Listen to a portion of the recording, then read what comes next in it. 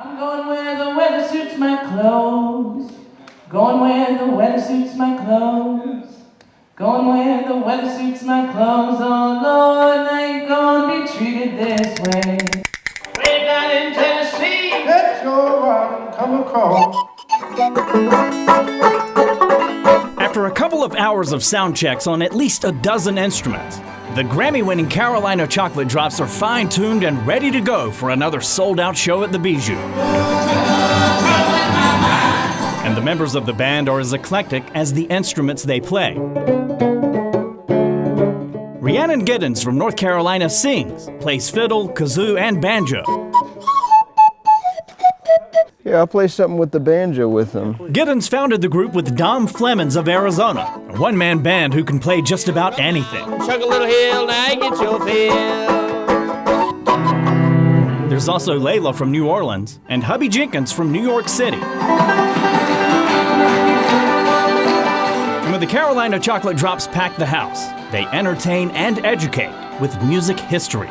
Don't get trouble in your mind. Don't get trouble in your mind. People are there to listen to music, and we feel like you get more out of the music if you just know just a little bit. And people, we're finding is that people really like that. They go, oh, I really like knowing about the history.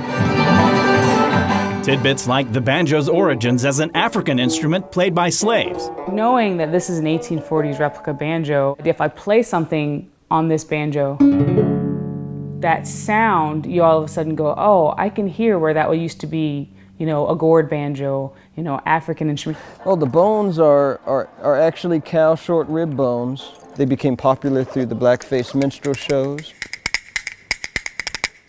Yeah, I mean, those are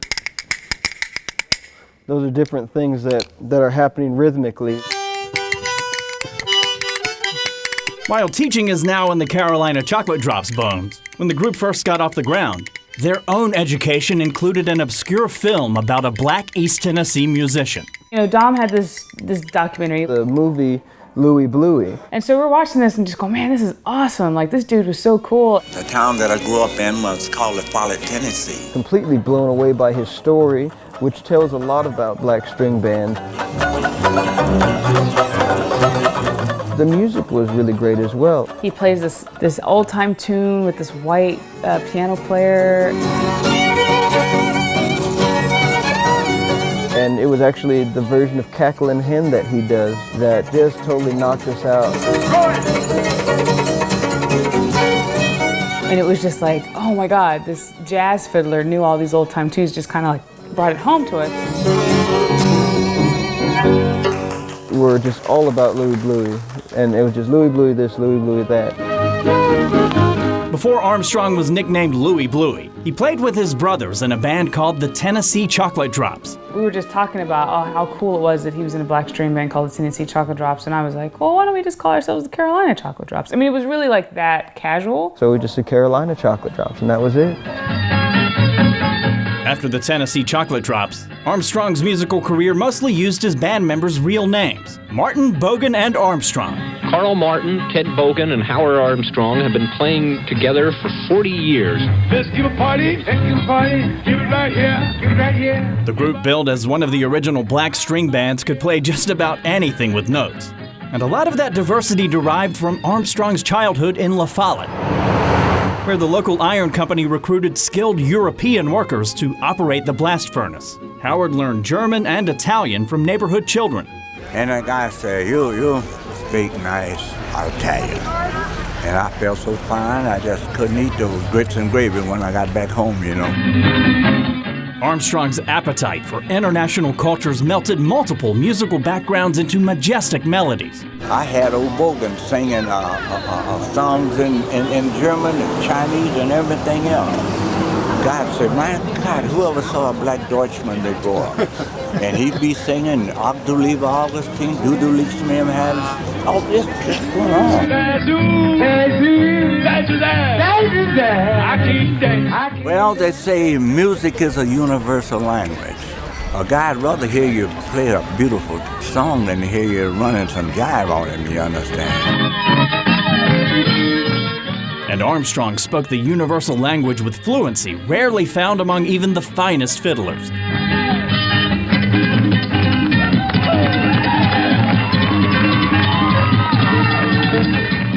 absolutely amazing fiddler and mandolinist. His devotion to trying to play a lot of different styles and a lot of different languages, that's the way of the true songster.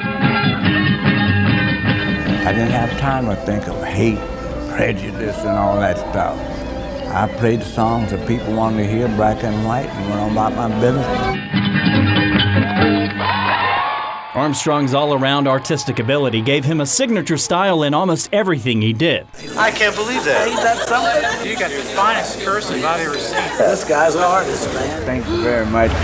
And it was artwork that brought him back home again in 2000, when Knoxville unveiled its music mural. All in right. the yellow coat. Have mercy. And in the city where his Tennessee Chocolate Drops recorded songs like the Knox County Stomp and the Vine Street Rag, the 91-year-old proved he could still put on a one-man mandolin show for WBIR's The Heartland series. Little John, Wow! ain't got nothing to take them jeans off you. All right. Armstrong died in 2003. Today, La Follette celebrates his life with the annual Louie Bluie Festival, and the Smithsonian also honored Armstrong with its National Heritage Award.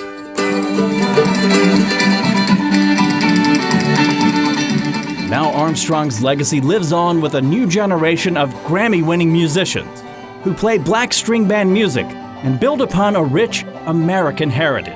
It's not so much like reclaiming it for black people, it's really American history. And it needs to be filled out for everybody's culture.